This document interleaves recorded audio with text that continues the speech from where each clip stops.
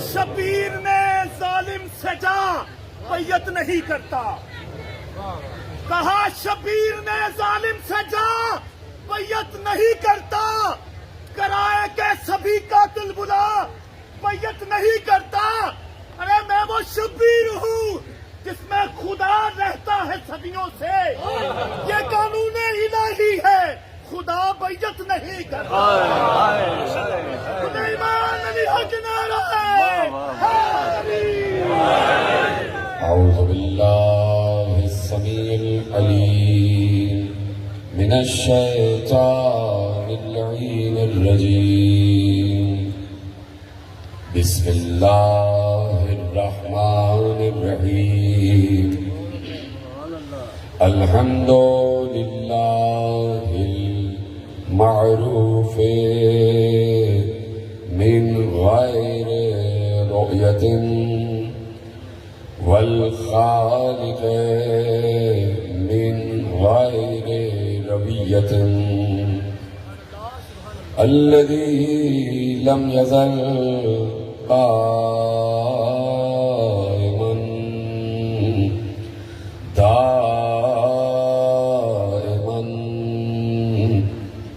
إذ لا سماء ذات أبراج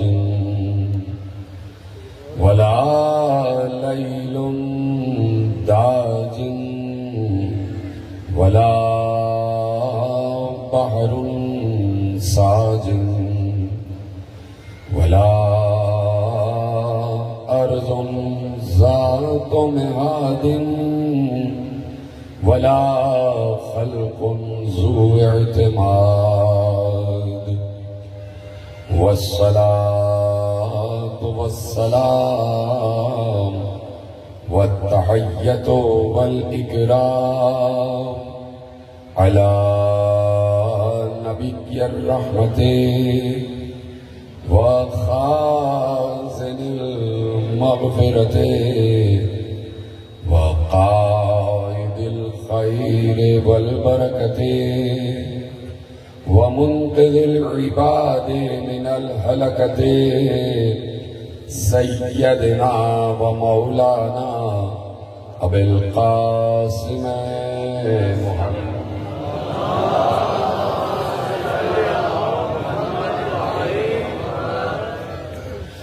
وأهل بيته الطيبين الطاهرين المعصومين المظلومين المنتخبين المنتجبين، الذين أذهب الله عنهم الرجس وطهرهم تطهيرا۔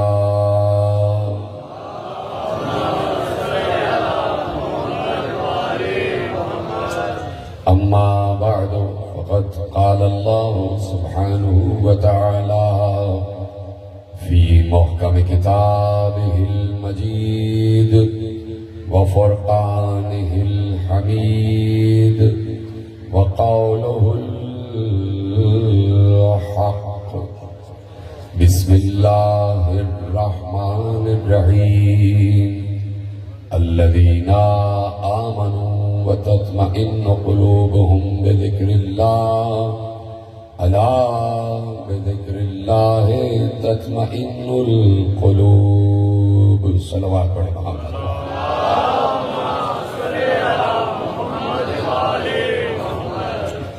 1448 ہجری کے عشرہ ماہ محرم الحرام کی مرکزی امام بارگاہ دھوبی گھاٹ فیصل آباد میں آج ہم اور آپ 5ویں تقریب میں شریک ہیں۔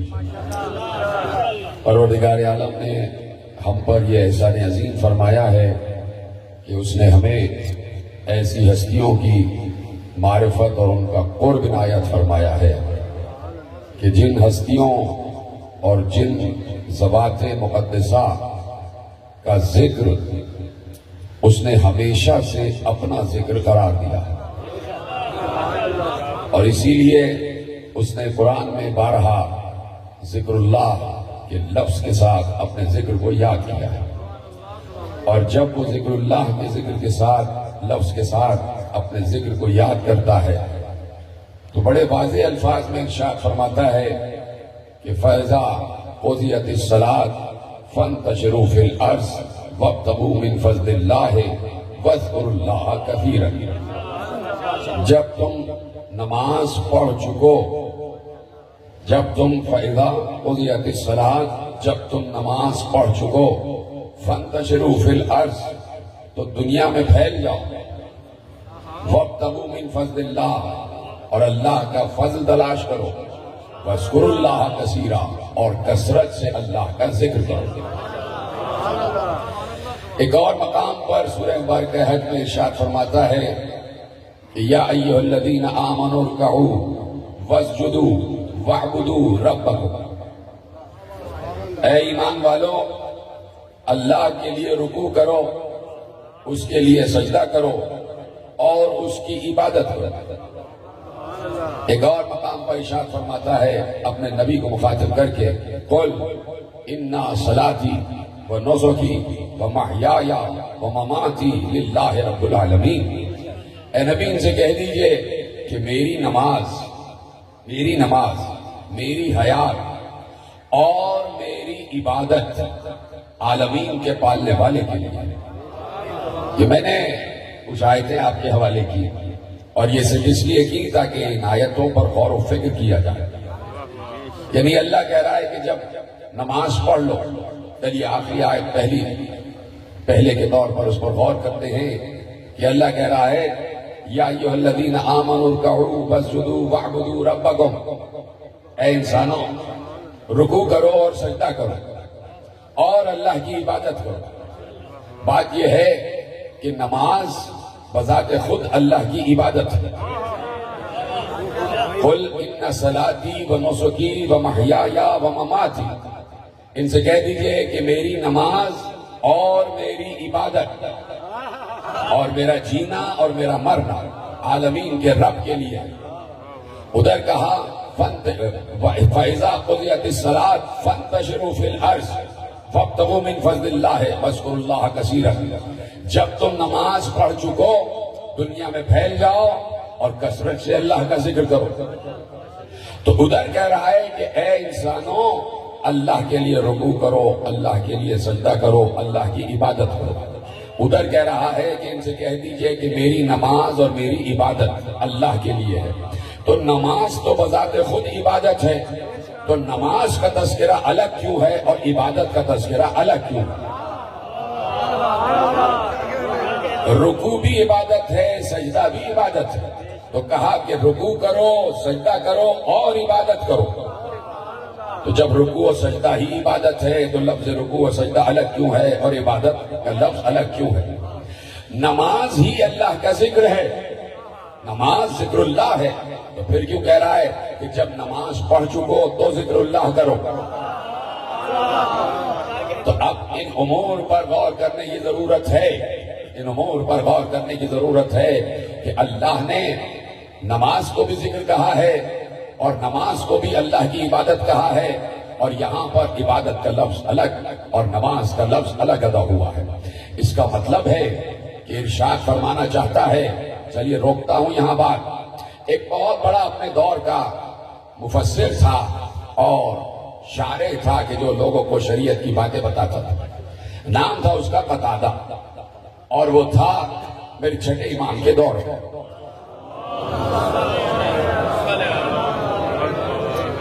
اب دیکھیے میں نے کسی منزل پر عرض کیا تھا، ابھی بھی جملے آپ کے حوالے کرتا ہوں کہ علی نے جو نعرہ سلونی بلند کیا ہے تو اولین و آخرین میں کسی نے یہ نعرہ بلند نہیں کیا۔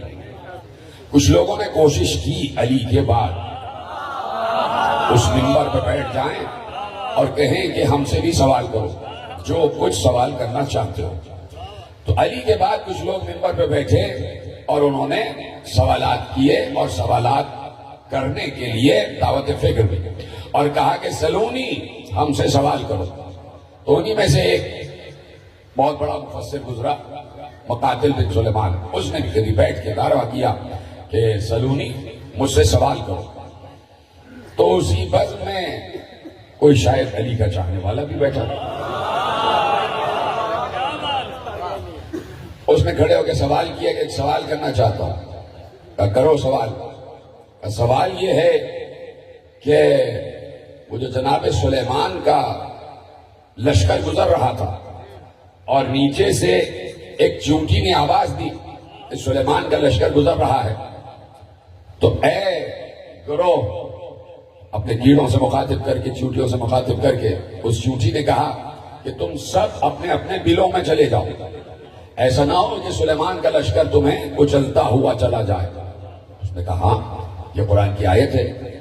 سوال کیا ہے؟ سوال یہ ہے کہ جس چونٹی نے یہ بات کہی وہ مؤنث تھی یا مذکر؟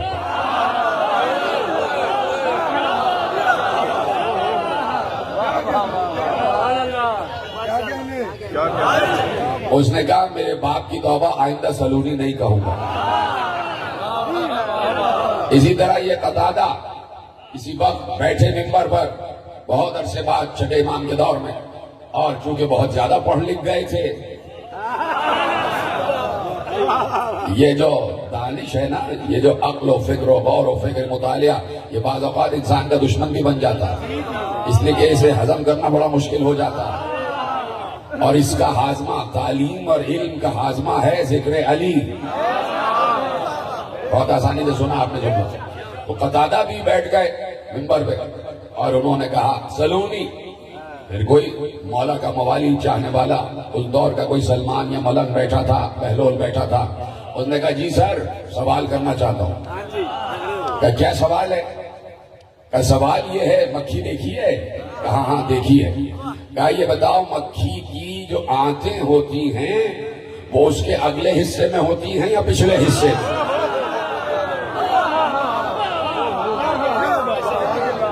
اس نے بھی توبہ کی کہ آئندہ سلونی نہیں کہوں گا. سمجھے؟ یہ کوئی آسان دعویٰ نہیں. تو وہی قتادہ حج کے موقع پر مل گئے اور امام صادق علیہ السلام ہیں اور دیکھا، ملنے آئے تو کہا کہ تمہارا نام قتادہ ہے؟ کہا جی. سلام کیا اور جب سلام کے بعد جواب سلام پایا تو اپنا نام بتایا تو کہا اچھا تم ہی قتادہ ہو؟ کہا جی ہاں میں قتادہ. کہا اچھا یہ بتاؤ کہ میں نے سنا ہے کہ تم تفسیر کیا کرتے ہو قرآن کی تفسیر کیا کرتے ہو؟ کہا جی بظاہر تفسیر کیا کرتا ہوں. کہا کہ اگر آثار حدیث میں سے اور آثار فرمان رسول میں سے کرتے ہو تو اچھی بات ہے. تو کہا کوشش کرتا ہوں. کہا اچھا یہ بتاؤ قرآن میں سورہ سبا کی ایک آیت ہے، آیت یہ ہے کہ سیروا فیہا لیالی و ایاما آمنین، کہ نکلو گھروں سے دن میں اور رات میں، چاہے دنوں میں نکلو چاہے رات میں نکلو، تم امن و امان میں ہو، تم اللہ کی امان میں ہو. کہ اس آیت کا کیا مطلب ہے اور کس لیے یہ آیت اتری ہے؟ قتادہ نے کہا کہ بھائی قرآن کی آیت ہے کہ اللہ کہہ رہا ہے کہ جب تم حج کے لیے نکلو تو اپنے ساتھ زیادہ راہ رکھو اور حلال پیسوں سے کرایہ رکھو، اور اسی زیادہ راہ جو حلال سے کمایا گیا ہے اور جو حلال پیسوں کا کرایہ ہے، اس سے جب تم حج کرو گے تو بحفاظت اپنے گھر اپنے اہل و عیال سے مل جاؤ گے. اچھا یہ ہے؟ کہا جی ہاں یہ اس کی تفسیر ہے. اور بھی بہت سے لوگ کھڑے تھے تو امام نے کہا کہ قتادہ تم بھی اور تم سب بھی بتاؤ کہ کیا ایسا نہیں ہوتا کہ جب لوگ حج سے واپس جاتے ہیں تو اکثر لوٹ لیے جاتے ہیں؟ پریشان تو نہیں ہو گیا؟ ایسی بات ہے، صبح کا وقت ہے تو صبح کے وقت تو ذہن زیادہ کام کرتا ہے، تو ذرا سا ذہنوں کو ذرا سا اجاگر کریں اور میرے ساتھ ملتے چلے جائیں. کہا کہ ایسا نہیں ہوتا کہ جب انسان حج سے واپس جاتا ہے تو لوٹ لیا جاتا ہے، اور بعض اوقات سارا سامان لوٹ لیا جاتا ہے اور اسے مارا بھی جاتا ہے، اس کا بھرکس بنا دیا جاتا ہے. سب نے کہا ایسا تو ہوتا ہے. خود قتادہ نے کہا بہت سے واقعات ایسے دیکھیں. امام نے کہا حالانکہ ان کا پیسہ حلال کا بھی ہوتا ہے، ایسا نہیں ہے کہ اس میں حرام کا پیسہ ہو، حلال کا پیسہ ہوتا ہے، اس کے باوجود لوٹ لیے جاتے ہیں اور سارا مال و متاع لوٹ جاتا ہے اور خالی ہاتھ خالی جیب اپنے گھر والوں سے ملتے ہیں اس عالم میں کہ ان کی مار بھی لگی ہوتی ہے. کیا ایسا ہوتا تو ہے؟ قتادہ اگر اپنے قیاس سے تم نے اس آیت کی تفسیر کی ہے تو تم ہلاک ہو گئے، اور اگر لوگوں سے سن کے کی ہے تو خود بھی ہلاک ہوئے اور لوگوں کو بھی ہلاک کیا.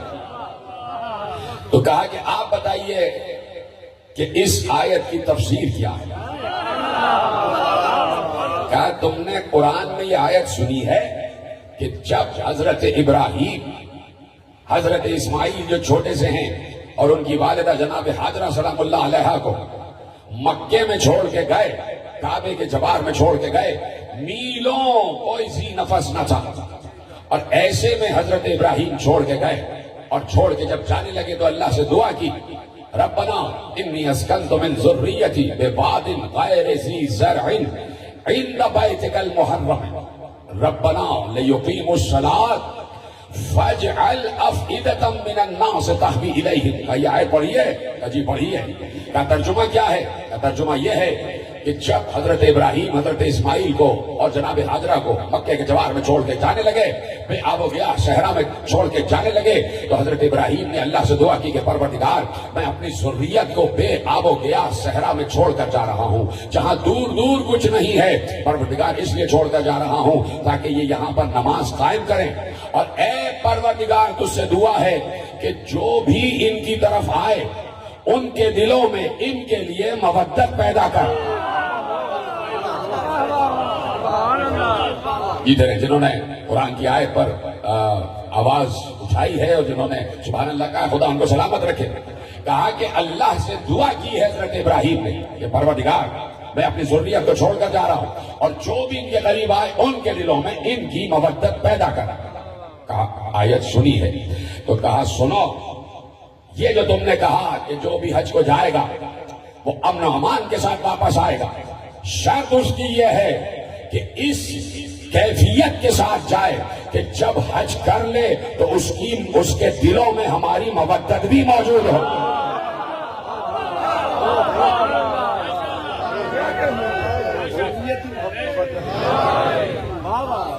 بڑا دعا سے صلوات پڑھے محمد و آل محمد۔ توجہ ہے؟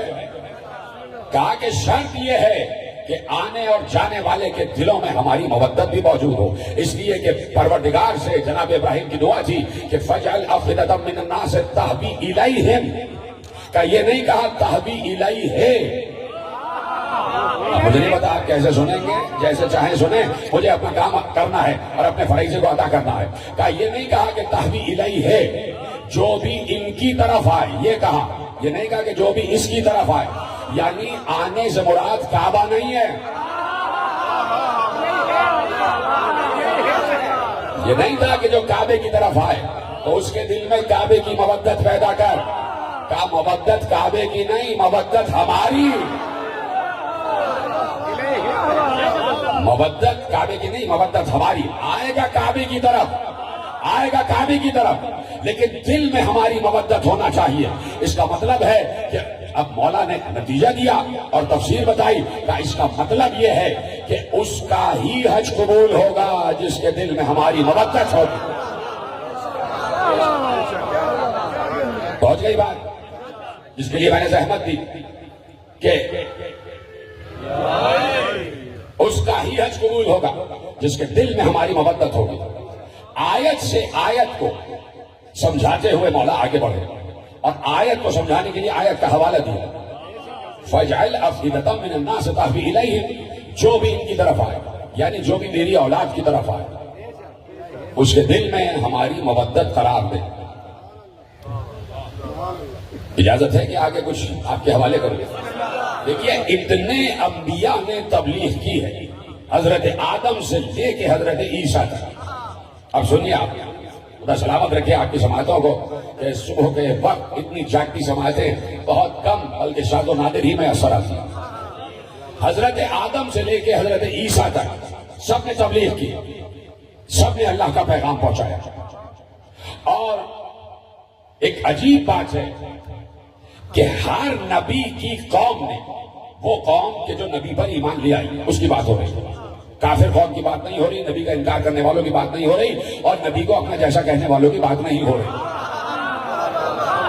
جو نبی پر ایمان لے آئے، جو نبی کو نبی سمجھتے رہے، ان کی بات ہو رہی ہے کہ جب بھی نبی جانے لگا اور جو ایمان والے تھے، جو صاحبان ایمان تھے، ہر قوم جو نبی پر ایمان لائی، اس نے نبی کی زندگی کے آخری دور میں نبی سے آ کے یہ ضرور کہا کہ آپ نے بڑی محنت کی ہے، ہم چاہتے ہیں اس محنت کی قیمت دیں، ہم چاہتے ہیں کہ اس محنت کی قیمت دیں۔ تو اب جس نبی سے پوچھا گیا ہر اس نبی نے جواب دیا۔ جناب نوح جب بیڑا پار ہو گیا اور جناب نوح کی قوم، جب یہ طوفان نوح تھم گیا اور وہ 80 افراد جو جناب نوح کے ساتھ تھے وہ بھی پار ہو گئے، اور اس کے بعد جناب نوح کی قوم آگے بڑھنے لگی، اور جب جناب نوح اس دنیا سے جانے لگے تو پوچھا گیا، قوم نے پوچھا جناب نوح سے کہ کچھ آپ کی خدمت کریں، کچھ آپ کو ہدیہ دیں، کچھ آپ کو مال و متاع دیں۔ تو اب قرآن نے سورہ بارکہ نوح میں محفوظ کیا جناب نوح کا جملہ کہ جناب نوح نے کہا یا قوم لا اسألکم علیہ مالا ان اجری الا علی اللہ۔ ذرا قرآن کی آیتوں کو بولنا سیکھے۔ جناب نوح نے قوم سے کہا اے میری قوم، میں تم سے کسی مال کا سوال نہیں کرتا، اور جتنی میں نے محنت کی ہے اس میری محنت کا اجر اللہ دے گا۔ ان اجریہ الا علی اللہ، میرا اجر، میری اجرت اللہ پر ہے۔ سورہ مبارکہ شعراء جا کے پڑھیں، اس میں جناب شعیب، جناب لوط، جناب ہود، جناب صالح اور خود جناب شعیب اور خود جناب نوح، 5 انبیاء کا ذکر ہے سورہ شعراء میں کہ پانچوں نے اپنی قوم سے ایک ہی جملہ کہا ما اسألکم علیہ من اجر ان اجری الا علی رب العالمین۔ ہم تم سے کسی قیمت کا سوال نہیں کرتے، ہم تم سے کوئی اجر نہیں مانگتے، ہمارا اجر عالمین کے پالنے والے پر ہے، ہم اپنا اجر اسی سے لیں گے، ہم تم سے کوئی قیمت نہیں چاہتے، ہماری قیمت اللہ کے پاس ہے، ہماری قیمت ہمارا رب دے گا۔ آگئی بات، جناب نوح، جناب شعیب، جناب لوط، جناب ہود، جناب صالح، یہ سارے انبیاء سے پوچھا گیا کہ کوئی قیمت دے، قوم کہہ رہی ہے کوئی قیمت دے، قوم کہہ رہی ہے کوئی اجر دے، قوم کہہ رہی ہے آپ کا محنتانہ دے۔ اتنی کوشش کی ہے، اتنی محنت کی ہے اللہ کا پیغام پہنچانے میں، اگر آپ کہیں تو مال و متاع دے دیں، آپ کہیں تو درہم و دینار دے دیں، آپ کہیں تو باغات دے دیں، آپ کہیں تو کھیتیاں دے دیں۔ ہر نبی نے کہا تم سے اجر نہیں چاہیے، ہمارا اجر اللہ کے پاس ہے۔ یہ سنت ہے، خدا کے لیے جملہ ضائع نہ ہو، یہ سنت قرار پائی 1,23,999 انبیاء کی کہ ہر نبی نے قوم سے کہا تم سے اجر نہیں چاہیے، تم سے اجر نہیں چاہیے، تم سے اجر نہیں چاہیے، ہمارا اجر اللہ کے پاس ہے، ہمارا اجر اللہ کے پاس ہے، ہمارا اجر عالمین کے رب کے پاس ہے، عالمین کے پالنے والے کے پاس ہے، ہمارا اجر اس کے پاس ہے جس نے ہمیں بنایا، ہمارا اجر اس کے پاس ہے جس نے ہمیں تخلیق کیا۔ تو اب یہ فطرت الہی قرار پا گئی کہ جو بھی نبی آئے گا وہ قوم سے اجر نہیں لے گا بلکہ اللہ سے لے گا۔ لیکن میں کیا کروں کہ یہ فطرت اس وقت بدلی کہ جب پیغمبر آخر کے پاس قوم آئی اور صحابہ نے کہا یا رسول اللہ درہم و دینار دے دیں، باغات دے دیں، کھیتیاں دے دیں، تو پیغمبر نے کہا میرا اجر صرف یہ ہے کہ میرے قربا سے موجت کرا۔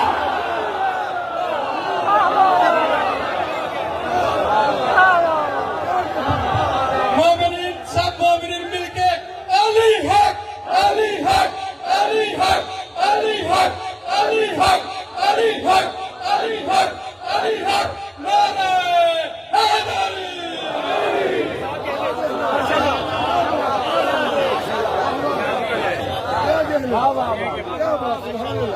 ہر نبی، ہر ولی اس سے کہتا رہا گھر پسر زندگی اور غذا چاہیے، باخدا صرف اور صرف شبیر ہے جس نے اس سے کہا بول کیا چاہیے۔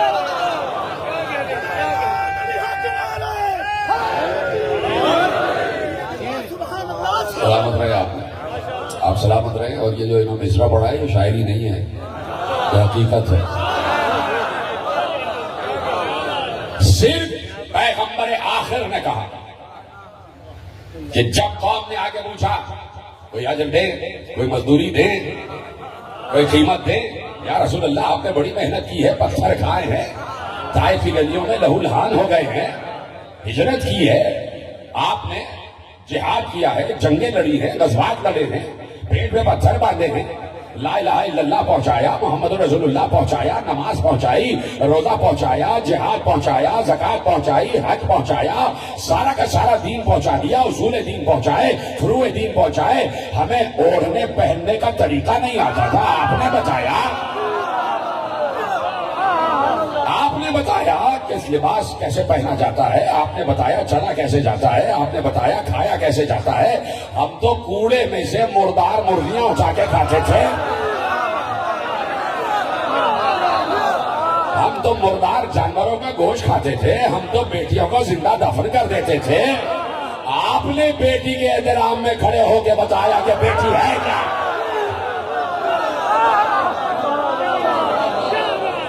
آپ نے بتایا کہ بیٹی کا احترام کیا ہے، بیٹی کی محبت کیا ہے. اتنی مشقت، اتنی محنت، اتنا سب کچھ آپ نے ہمارے لیے برداشت کیا. تو یا رسول اللہ، ہم اپنے دل کا نذرانہ پیش کرنا چاہتے ہیں، اور وہ دل کا نذرانہ یہ ہے کہ مال و متاع لے لیجئے، درہم و دینار لے لیجئے. تو کوئی پلٹ کے پوچھتا یہ درہم و دینار آیا کہاں سے؟ وہ بھی تو رسول کے صدقے میں ہی ملا، اور رسول کے بعد علی کی تلوار کے صدقے میں ملا. درود پڑھے محمد و آل محمد. آ رہا ہے بات بہت زیادہ، پھر بھی درود پڑھے محمد و آل محمد. پر آواز بڑھائیے بھائی، آواز بڑھائیے تھوڑا. نہیں گلا میرا بیٹھا ہوا ہے، ذرا آواز بڑھائیے، تیز کیجیے آواز کو تیز کر دیجیے، فل کیجیے آواز. سپورٹ چاہیے. بلندتر صلوات. توجہ فرما رہے ہیں آپ ہوئی بات. اب اس کو بالکل ایسے رہنے دے رہے. ہٹا لو ہاتھ، ہٹا لو ہاتھ، ہٹا لو. درود پڑھیے محمد و آل محمد.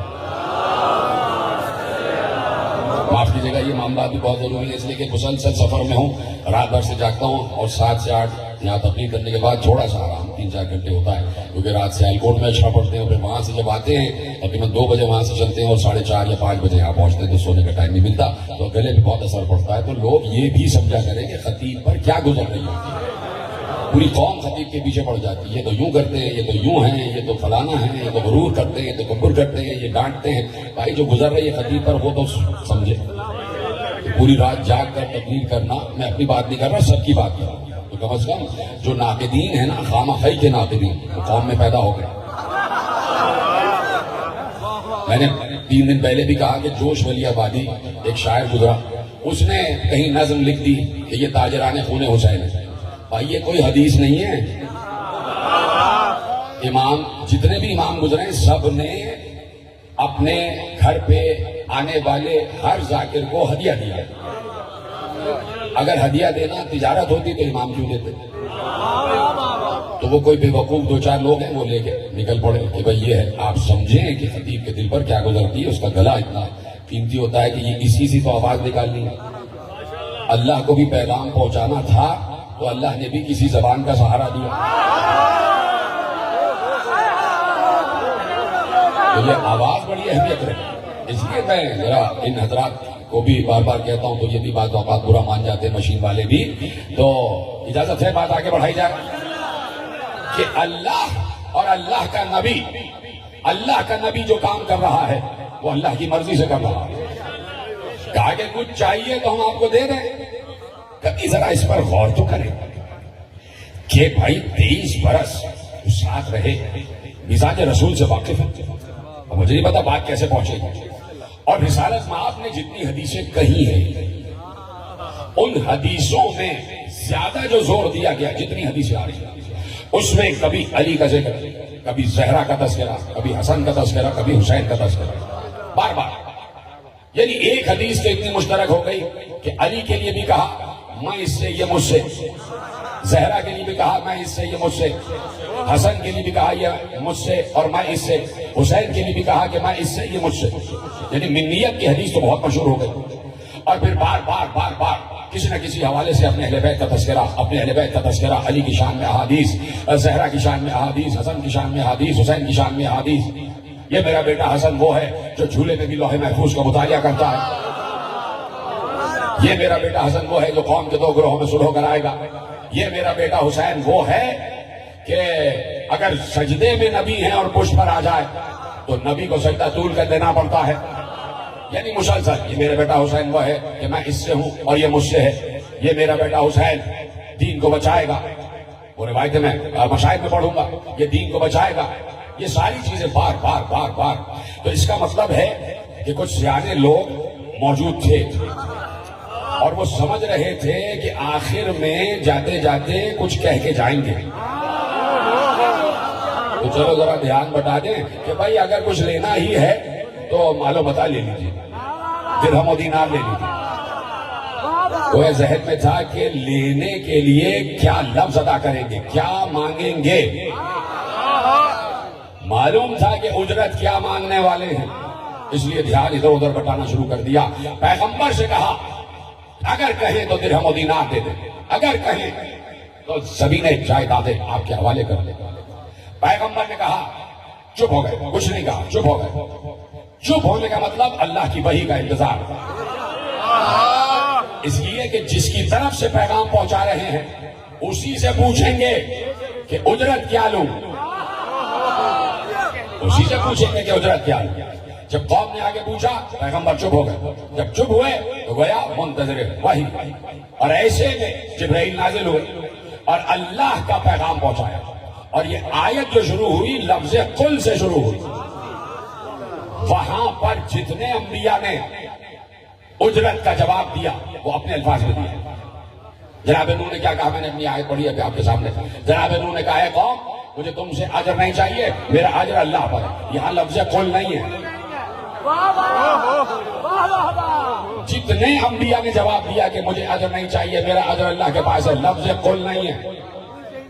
اب جہاں پر قل ہے تو قل کی ضرورت بہت تھی تاکہ اب جو پیغمبر اجرت مانگنے والے ہیں لوگ سمجھ جائیں کہ 1,23,999 انبیاء کی طرح اپنی مرضی سے نہیں کہہ رہے، اللہ کے کہنے سے کہہ رہے، اللہ کے کہنے سے کہہ رہے. جبرائیل آئے اور جبرائیل نے کہا قل، اے نبی کہہ دیجئے. اس کا مطلب ہے اللہ کہلوا رہا، اللہ کہلوا رہا. قل لا اسألکم علیہ اجرا، یہ تو حفظ ہے سب کو حدیث. لا اسألکم علیہ اجرا الا المودۃ فی القربى. اے نبی ان سے کہہ دیجئے، ان سے کہہ دیجئے. اب یہ جو ہے نا لا اسألکم، اس کا محیط قیامت تک ہے، اس کا محیط قیامت تک ہے. ابھی ثابت کروں گا. اس لفظ کا گرینجر اور اس کی وسعت قیامت تک کے لیے. لا اسألکم علیہ اجرا الا المودۃ فی القربى. ان سے کہہ دیجئے کہ میں تم سے اجر نہیں مانگتا، صرف اجر یہ ہے کہ محبت نہیں، مودت کرو. اور مودت بھی اپنے قربہ سے نہیں، میرے قربہ سے، میرے قربہ سے مودت کرو، مودت کرو. اور قیامت تک کے لیے ہر انسان سے یہی سوال ہے، سوال مودت. کیوں؟ اب اس کی دلیل کیا ہے کہ قیامت تک کے لیے سوال مودت ہے. ہر انسان سے، 1448 ہجری میں بیٹھے تھے انسان سے بھی، اور قیامت تک جتنے مسلمان آئیں گے سب سے یہی سوال ہے کہ مودت کرو، مودت کرو، نبی کے قربہ سے مودت کرو، نبی کے قربہ سے مودت کرو. سب سے یہی اجر مانگ رہا ہے اللہ. ہے میرے ساتھ سارے کے سارے؟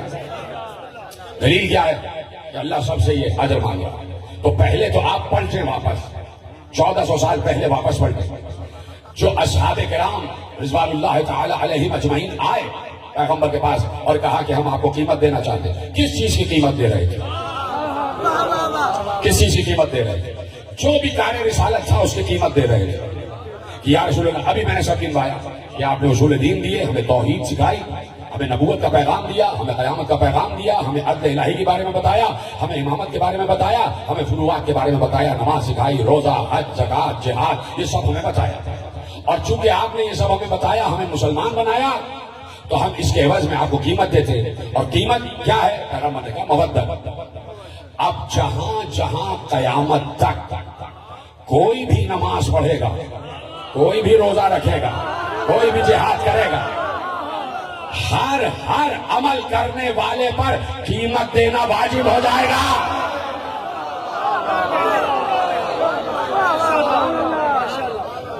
قیامت تک جو ایک بھی مسلمان ان فروعات میں سے کسی بھی فرع پر عمل کرے گا اس پر اجر مودت دینا واجب ہوگا. اس لیے کہ پہلی منزل پر اصحاب نے امت کو اس کام میں ڈال دیا. بڑی احتیاط سے میں نے جملہ آپ کے سامنے عرض کیا. پہلی منزل پر اصحاب نے امت کو بتا دیا کہ کام وہی کرنا پڑے گا جو اجرت کا کام ہے. تو اب جب تک تم عمل کرتے رہو گے تمہیں اجرت دینا پڑے گی, تمہیں اجرت دینا پڑے گی. یہاں پر تو بچہ بھی جانتا ہے کہ کوئی میرا نیا کوئی تھیسس نہیں ہے جو میں پیش کرنے جا رہا ہوں. یہ بچپن سے ہم نے بھی سنا اور آپ نے بھی سنا کہ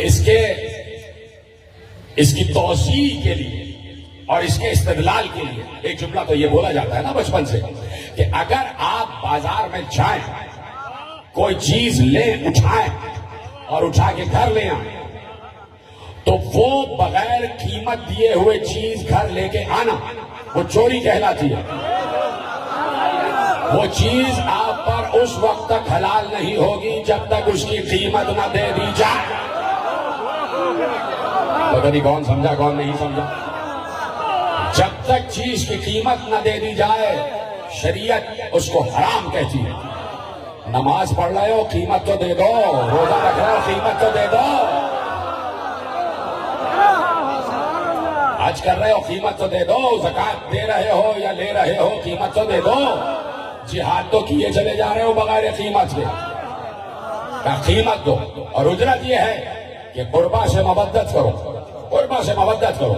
یہ پیغمبر نے اجر مانگا لیکن صرف یہی اجر نہیں مانگا. ابھی پلٹوں گا واپس لیکن روک رہا ہوں. صرف یہی اجر نہیں مانگا. عجیب بات ہے, صرف یہی اجر نہیں مانگا. دو آیتیں ہیں اجرت کے سلسلے میں. ایک آیت تو میں نے آپ کے حوالے کی سورہ شورا کی کہ قل لا اسألکم علیہ اجرا الا المودۃ فی القربى. ان سے کہہ دیجئے کہ کوئی قیمت نہیں ہے سوائے اس کے کہ میرے قربا سے مودت کرو. بچپن سے آپ یہ آیت سن رہے ہیں. اب اور سنیے کہ دوسری قیمت کیا ہے. ایک اور قیمت جو کہ لوگ اس پر زیادہ غور نہیں کرتے لیکن آیت میں کچھ چھپا ہوا ہے, وہ آیت آپ کے حوالے کرتا ہوں. پیغمبر نے پھر ایک مقام پر کہا ما اسألکم علیہ من اجر الا من شاء ان یتخذ الی ربہ سبیلا. درود پڑھ دیں محمد و آل محمد.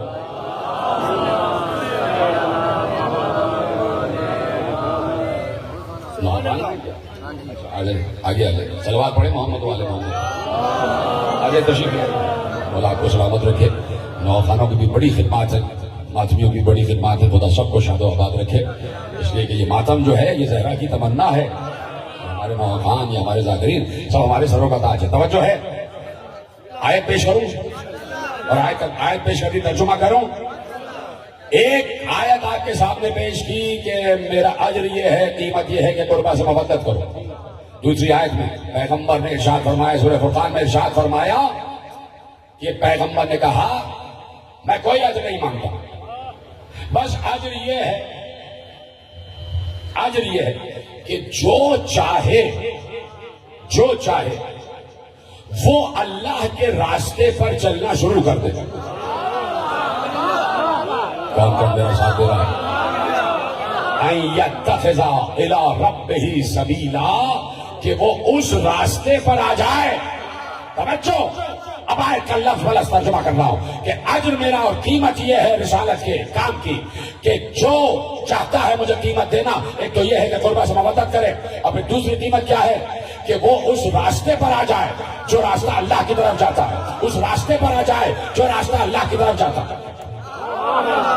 بس خط کرنا بات, پہلے تو میں مودت کی طرف آ جاؤں اور پھر اس کے بعد الی ربہ سبیلا کی طرف آؤں.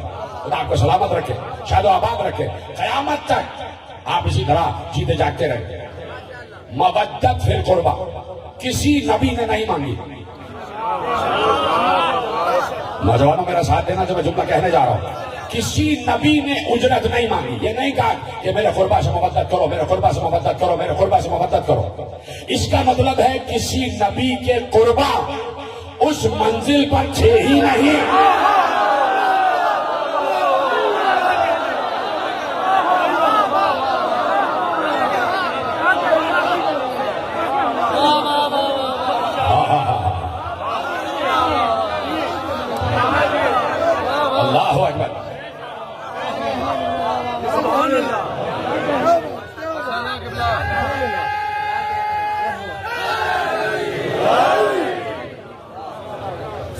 توجہ فرما لی نا آپ نے. اجر ہے اجر, قیمت تو قیمت تو ہے مودت بھائی. تو مودت میں آپ یقیناً کس کی مودت میں کام انجام دے رہے ہیں؟ قربا کی مودت. تو آج بھی آپ قربائے رسول کی مودت میں بیٹھے, اور اس مودت میں اب میں کہہ رہا ہوں کہ اگر کچھ درہم و دینار دے سکتے ہیں تو یہ ٹرسٹ کے افراد آپ کے پاس آ رہے ہیں.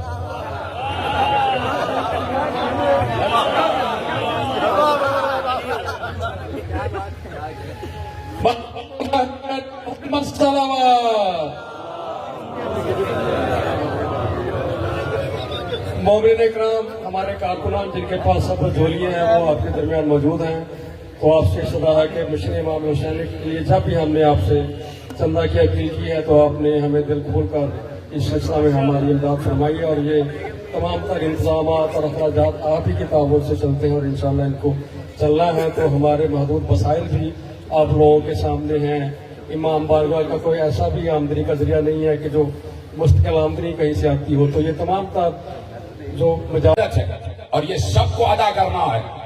جو پیغمبر کی بتائے ہوئے اعمال پر عمل کر رہا ہے اس کو قیمت دینا ہے. بغیر قیمت دیے کوئی عمل بارگاہ خدا میں قبول نہیں. پھر آواز آپ نے خراب کر دی, پتہ نہیں کیا ہوا, دوبارہ سے ہو گیا وہی والا. اچھا خود ہی ہو رہا ہے, یہ آٹومیٹک ہو رہا ہے. ظاہر سی بات ہے شیطان اس میں بھی گھس رہا ہوگا کہیں نہ کہیں. چلیے جیسے بھی چاہیں آپ سنیں کہ اجر مودت ہے, اور اجر کس چیز کا ہے؟ جتنے بھی عمل انجام دو گے تمہیں اس کی قیمت دینا ہے, اور بغیر قیمت دیے چلے گئے تو کوئی عمل قبول نہیں. اب سمجھ میں آیا کہ جو امام صادق نے کہا کہ حج کو جاؤ اور ہماری مودت نہ ہو,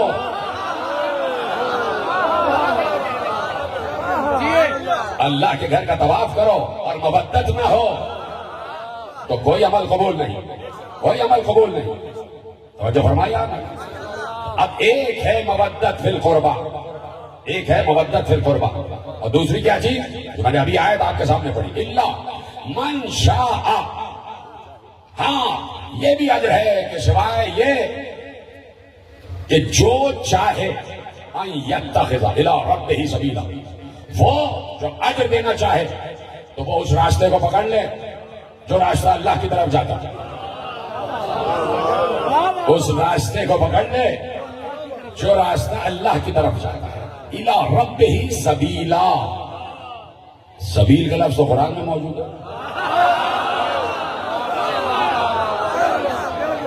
اچھا, ہماری عزاداری کا کوئی رکن ایسا نہیں ہے جو قرآن سے ہٹ کے ہو. یہ سبیلوں سے پریشانی کیا ہے؟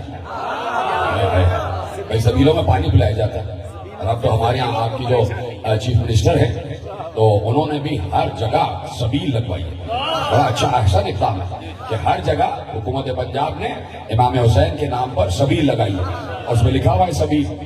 کم از کم حکومت کو تو معلوم ہے نا کہ سبیل کیا ہوتی ہے. تو لفظ سبیل تو قرآن میں موجود ہے. ٹھیک ہے, اب آپ کے حوالے کر دیتا ہوں جملہ, سنیں گے نتیجہ, سنیں گے نقطہ.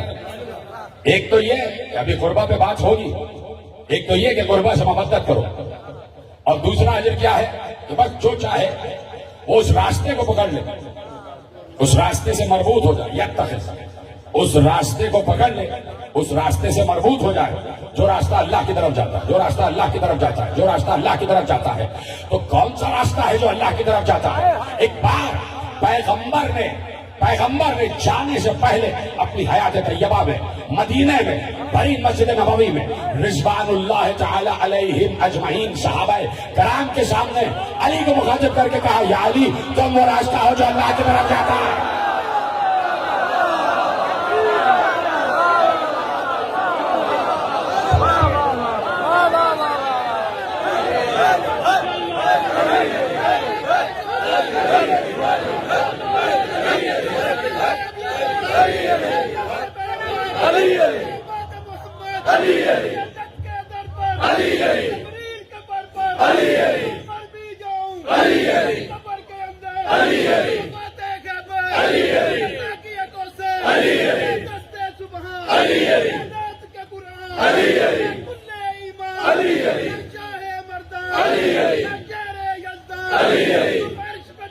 علی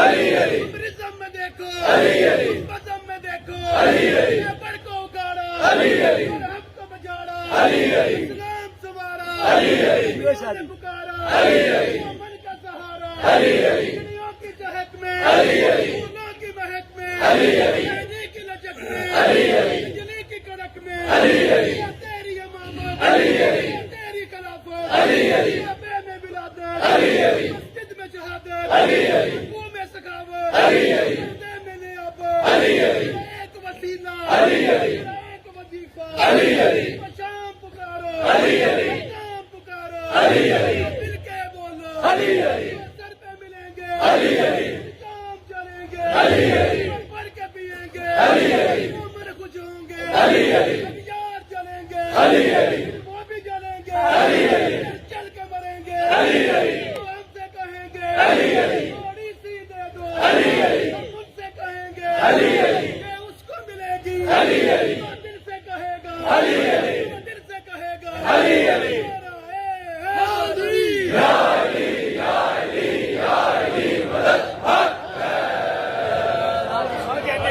توجہ فرمائی آپ نے یا علی انت الطریق الی اللہ انت الطریق الی اللہ یا علی تم وہ راستہ ہو جو خدا تک جاتا ہے اور آیت کیا کہہ رہی ہے کہ اجر مودت یہ ہے کہ اس راستے کو مضبوطی سے تھام لو جو اللہ کی طرف جاتا ہے اس راستے کو تھام لو جو اللہ کی طرف جاتا ہے تو اب یقیناً علی وہ راستہ ہے جو اللہ کی طرف جا رہا ہے پیغمبر نے بتایا پیغمبر نے ارشاد فرما دیا احادیث نے اس کو کوٹ کیا اور محفوظ کیا اب پیغمبر کہہ رہے ہیں الا المودۃ فی القربہ ہاں قربہ سے مودت کرو قربہ سے مودت کرو آیت کے ترجمہ لکھنے والوں نے لکھ دیا کہ نیچے لکھا کہ میرے قرابت داروں سے مودت کرو قرابت داروں سے مودت کرو قرابت داروں سے مودت کرو تو جا کے ذرا قربہ کا ترجمہ پڑھے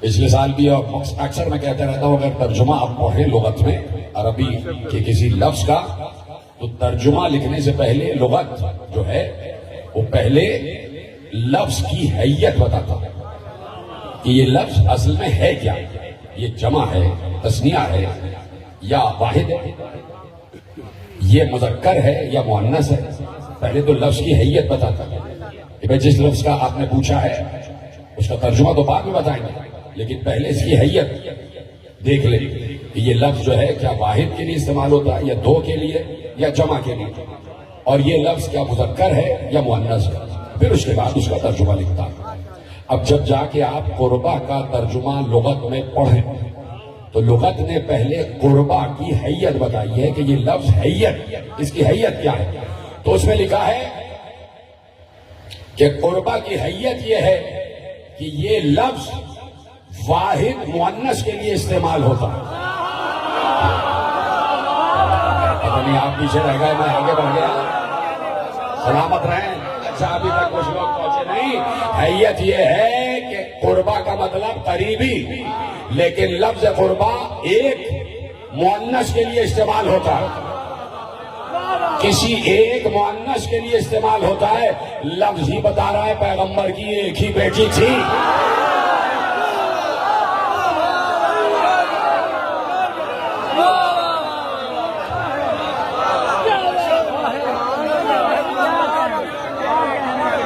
مودت جی بھائی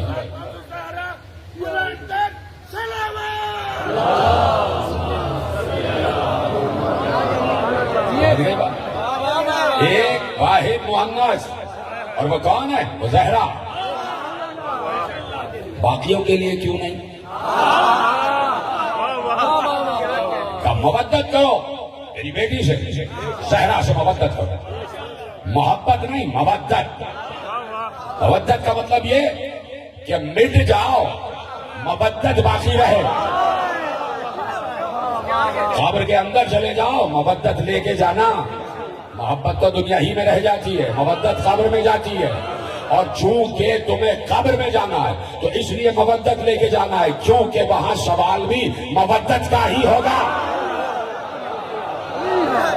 قبر میں سوال بھی مودت کا ہوگا سوال بھی یہی ہوگا. سوال تو یہی ہوگا نا کیا کیا لے کے آئے. کوئی کہتے گا بھائی نماز لے کے آیا, روزہ لے کے آیا, حج لے کے آیا. حالانکہ یہ سارے سوال ہوں گے محشر میں. نماز روزے وغیرہ کا سوال قبر میں نہیں ہے. یہ سارے سوالات محشر میں ہیں. قیامت کے دن پہلا پرچہ جو قبر میں ہوگا اس کی تیاری نہیں ہے, آخری کی تیاری کر رہے ہیں.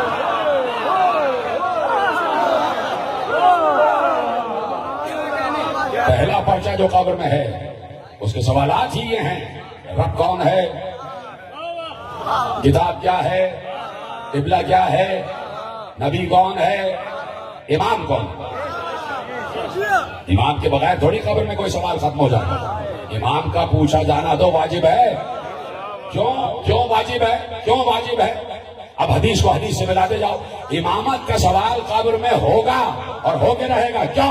اس لیے کہ پیغمبر نے کہا تھا جو مر جائے اس عالم میں کہ اپنے زمانے کے امام کو نہ پہچانتا ہو وہ جاہل مرے گا.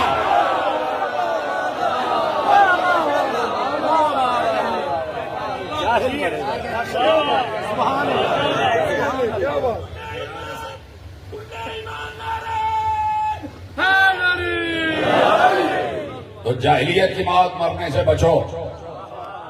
آ جاؤ یہاں ہم بتا رہے ہیں امامت. پہچانوا رہے ہیں وقت کے امام کو, پہچانوا رہے ہیں وقت کے امام کو. اور ہم بے وارث نہیں ہیں. ہمارا وارث ہمارے سروں پر ہے اور ہمیں یقین ہے, اپنے ہونے کی طرح یقین ہے کہ وہ بھی ہیں. درود پڑھیں ذات امام زمانہ علیہ السلام.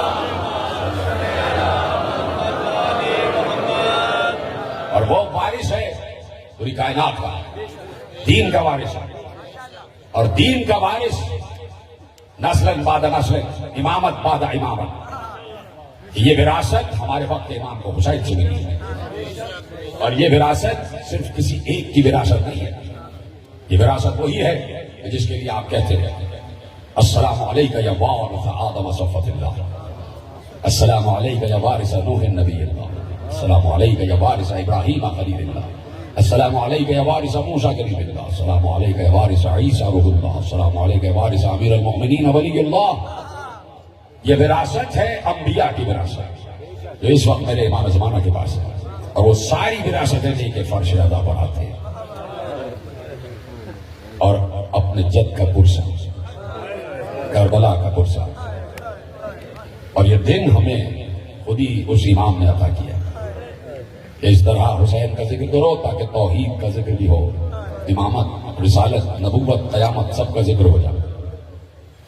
میرے عزیزو یہ پورا دین بعینہ جو رسالت مآب سے چلا حسین کے ذریعے پہنچا یہاں تک, اور اس کو پہنچانے میں حسین کا بڑا نقصان ہے. پورا گھر لٹا دیا. آخر یہ ہوا کہ وہ خیمے جن میں بیویاں تھیں وہ خیمے بھی چلا دیے گئے. اور حسین کو سب معلوم ہے کہ کیا ہونے والا ہے. قیامت یہ ہے کہ یہ بھی معلوم ہے کہ میری بیٹی کے رخسار پر تماچے لگے. صرف یہی نہیں کہ یہ حسین کو معلوم ہے, یہ سب کچھ زینب کو بھی معلوم ہے.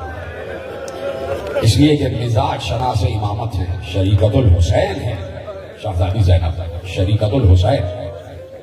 یعنی جو مصیبت حسین نے دیکھی ہے یا جھیلی ہے وہ سب کی سب زینب نے دیکھی اور جھیلی. جتنے لاشیں حسین نے اٹھائے سب زینب نے دیکھا. ایک ایک لاشیں پر حسین کے ساتھ زینب نے گریہ کیا. ایک ایک لاش حسین لا کے مقتل میں رکھتے تھے تو زینب اپنے بھائی کا شانہ تھپکتی تھی, کبھی بازو دباتی تھی. یعنی شریکت الحسین, ہر مصیبت میں حسین کی شریکہ. یعنی کہنے کا مطلب یہ ہے کہ لوگ اس کا ترجمہ کرتے ہیں کہ جتنے مسائل حسین پر ٹوٹے وہ سب کی سب زینب نے جھیلے, زینب اس میں شریک ہے. لیکن میں سر جھکا کے ہاتھ جوڑ کے بارگاہ ابا عبداللہ میں کہوں گا میرے مولا حسین, زینب اور آپ نے سارے مصیبتیں دیکھی, سارے مسائل جھیلے. آپ کی حیات تک آخری مصیبت یہ تھی کہ آپ کا گلا 13 ضربوں سے کاٹا گیا. زینب دیکھ رہی تھی اور آپ سر کٹوا رہے تھے. وہاں پر آپ کا رشتہ حیات منقطع ہوا, آپ کا سر نوکے سنا پر آ گیا. لیکن زینب نے تو اس سے زیادہ مصیبتیں تھی. اجر کو بدل اللہ. زینب نے تو اس سے زیادہ مصیبتیں دیکھی. خیموں کا جلنا, چادروں کا لٹنا,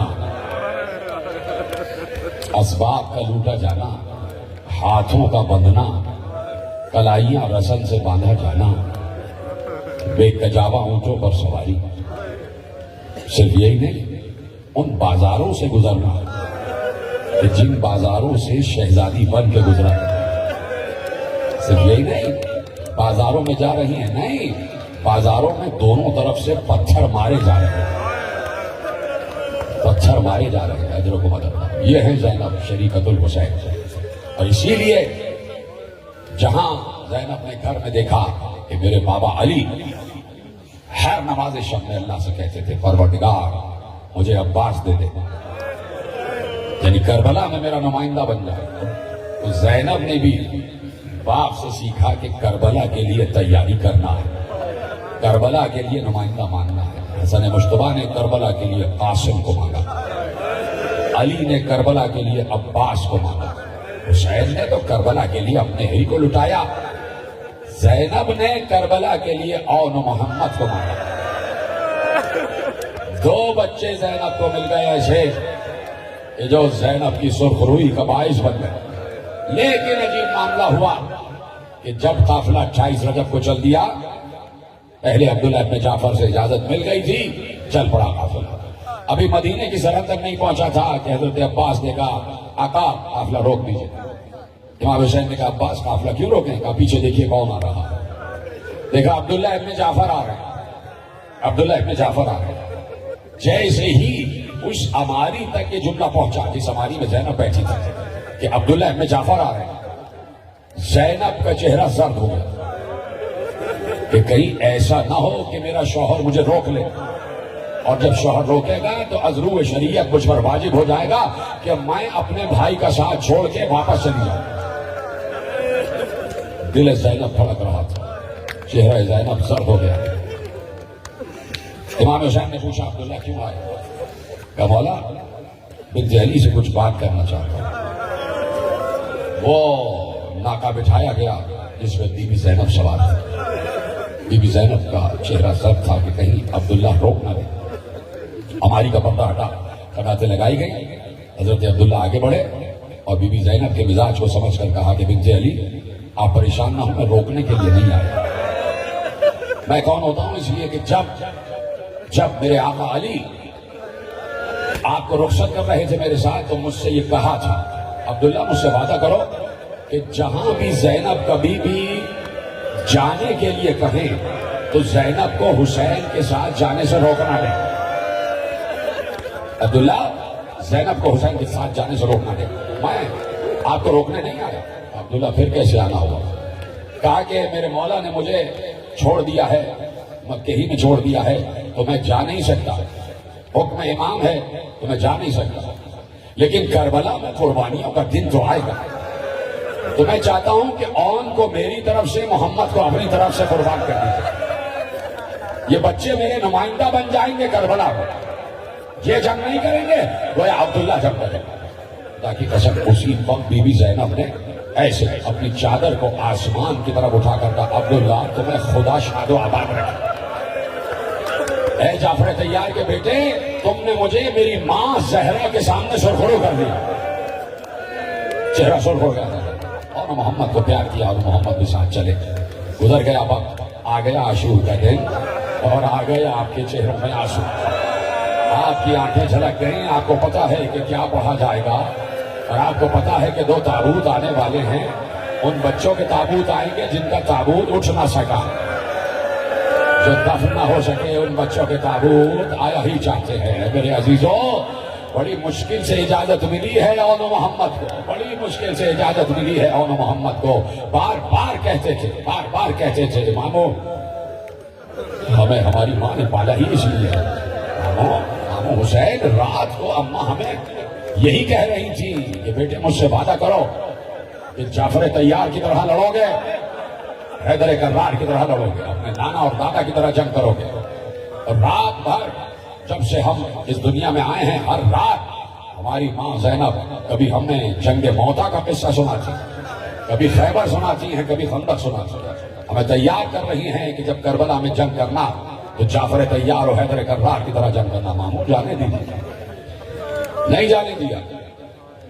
آخر کار بہت دیر ہوئی تو بی بی زینب نے کہا فضا یہ اون و محمد ہیں کہاں، کب سے باہر ہیں، ذرا بلا کے لاؤ۔ بی بی فضا گئی، شہزادوں کو بلا کے لائی، ماں کے سامنے دونوں بچے آ کے کھڑے۔ جی مادر گرامی، اون و محمد دیکھ رہے ہو لاشوں پہ لاش کیا رہے، میرا دل دھڑک رہا ہے بیٹے، یہ میری دو قربانیاں کب بارگاہ خدا میں آئے، کب جاؤ گے، کب اپنے ماموں پر جان نثار کرو گے؟ یہ تیر جو حسین کی طرف آ رہے ہیں ان کو اپنے سینے پہ کب روکو گے؟ ماں ہم کیا کریں، صبح سے ماموں سے اجازت مانگتے ہیں، ماموں اجازت نہیں دیتے، بس سینے سے لگا کے کہہ دیتے ہیں کہ تمہیں کیسے جانے دوں، تم میری بہن زینب کی یادگار ہے۔ میری بہن پر کیا گزرے گی، دو بچوں کا صدمہ کیسے برداشت کرے؟ آخر کار زینب کھڑی ہو گئی، دونوں بچوں کا ہاتھ پکڑا، خیمے میں آئے، حسین کو بیٹھا ہوا دیکھا۔ کربلا ہے کربلا، ہر سال سنتے ہو، لیکن ہر سال جب 5 محرم کو یہ مسائل پڑھے جاتے ہیں لگتا ہے کل کی بات ہے، کوئی تازہ مسائل۔ دونوں بچوں کا ہاتھ پکڑا، حسین کے خیمے میں آئی اور کچھ نہیں کہا، حسین کا چکر لگانا شروع کیا۔ دونوں بچوں کو پکڑ کے حسین کا طواف کیا، 1 2 3 7 مرتبہ طواف کیا۔ بار بار حسین کہتے تھے زینب بہن یہ کیا کر رہی ہو، زینب کیا کر رہی ہو؟ کہا بھیا رک جاؤ، بھیا کچھ کہو نہیں۔ 7واں چکر مکمل ہوا تو ایک بار زینب نے کہا بھیا میں نے اماں سے سنا تھا کہ جب کوئی مصیبت آتی ہے تو صدقہ دیا جاتا ہے، بھیا آج کا دن تم پر بڑی مصیبت کا دن ہے، میں نے اپنے دونوں لاڈلوں کو تم پر سے صدقہ کر دیا، اور بھیا صدقے کو گھر میں نہیں رکھا جاتا، بھیا میرے بچوں کو اجازت دو۔ رونے لگے، حسین پر گریہ طاری ہو گیا، اور محمد کو سینے سے لگایا، عباس کو بلایا، دونوں بھائیوں کو 2 بھائیوں نے تیار کیا، زینب کے سامنے زینب کے لاڈلے تیار ہو گئے، اور زینب کا دل خوش ہو رہا ہے میرے لاڈلے جا رہے ہیں، جعفر تیار کی یادگار، حیدر کرار کی یادگار جا رہے ہیں۔ حسین نے دونوں سپاہیوں کو تیار کیا، کمر کا پٹکا باندھا، زرہ بختر خود لگایا، ہاتھ میں تلوار دی، ایک کو عباس نے سوار کرایا، ایک کو حسین نے سوار کرایا۔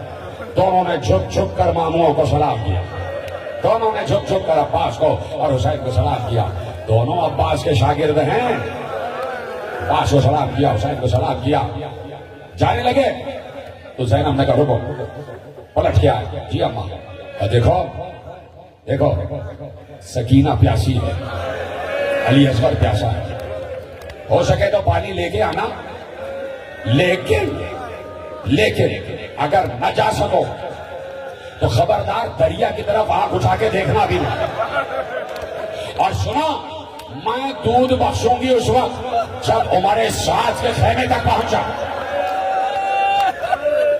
میں شاباش دوں گی اس کو جو عمر سعد کے خیمے تک پہنچا، اور خبردار پانی کا نام نہ لینا، دریا کی طرف آنکھ اٹھا کے نہ دیکھنا، اس لیے کہ سکینہ اور علی اصغر پیاسے ہیں۔ جی اماں، چلے گئے دونوں۔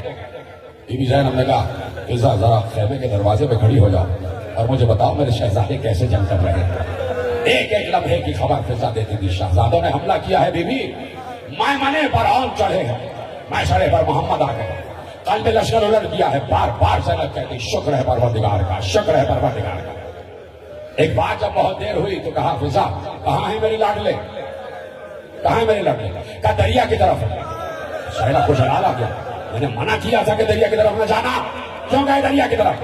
کبھی بھی پانی لینے نہیں گئے، نہ پانی پینے گئے ہیں، بات یہ ہے کہ عمر سعد کا خیمہ دریا کے کنارے لگا ہے۔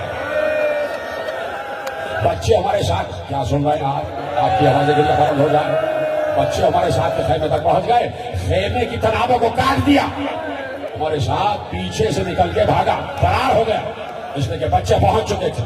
بڑی جنگ کی بچوں نے، ادھر سے ادھر سے حملے ہو رہے تھے، دونوں کو ساتھ جنگ کرنے دیں گے تو کسی کے قابو نہیں آئیں گے، دونوں کے بیچ میں لشکر حائل ہو گیا، ایک کو اس طرف دھکیلا گیا، دوسرے کو اس طرف دھکیلا گیا، چاروں طرف سے زینب کے لاڈلوں پر حملے ہو رہے تھے، 9 اور 10 برس کے بچے 3 दिन کے بھوکے پیاسے کہاں تک جم کرتے، دونوں زخم کھا کے زمین پر گرے، گرتے ہی آواز دی، ماموں آپ پر سلام، یا ابا عبداللہ آپ پر سلام۔ یہ آواز حسین کے کان تک پہنچی۔ حسین اور عباس دونوں گھوڑے پر بیٹھ کر چلے، فوجوں کو بھگایا اور محمد کے لاشوں پر پہنچے۔ عباس نے اون کو اٹھایا، حسین نے محمد کو اٹھایا، دونوں کے لاشیں لے کے آئے خیمہ گاہ میں۔ اس خیمے میں لائے کہ جو سب کا مشترکہ خیمہ تھا کہ یہاں سے اٹھا کے اب مقتل میں جا کے رکھنا ہے۔ دونوں بچوں کو لٹا دیا گیا، دونوں کی شانیں ڈھلکے ہوئے تھی، دونوں کے قدم لٹکے ہوئے تھے، دونوں کی گردن ڈھلکی ہوئی تھی، آنکھیں بند تھی، پہلو سے مسلسل خون بہ رہا تھا اور محمد خون سے تر ہو چکے تھے۔ دونوں کے لاشیں پڑے تھے، بیویاں چاروں طرف سے آ گئی، ماتم شروع ہو گیا، واویلا شروع ہو گیا، بیویوں نے بین شروع کر دیے۔ ایک بار حسین نے چاروں طرف دیکھا اور دیکھ کر کہا، زینب نظر نہیں آ رہی، زینب نظر نہیں آ رہی۔ کہا زینب اپنے خیمے میں ہیں۔ حسین آہستہ آہستہ چلتے ہوئے گئے، آخری جملہ تقریر کا، دیکھا زینب سجدے میں سر رکھے ہوئے ہیں اور آواز دے رہی ہیں، پروردگار تیرا شکر ہے، تو نے اپنی اس کنیز کی قربانیوں کو قبول کیا، پروردگار میرے آن محمد۔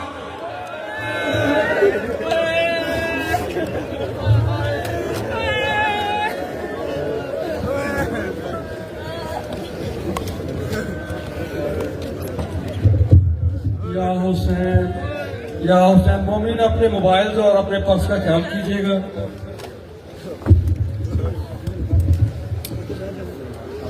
یا حسین یا حسین یا حسین یا حسین یا حسین یا حسین یا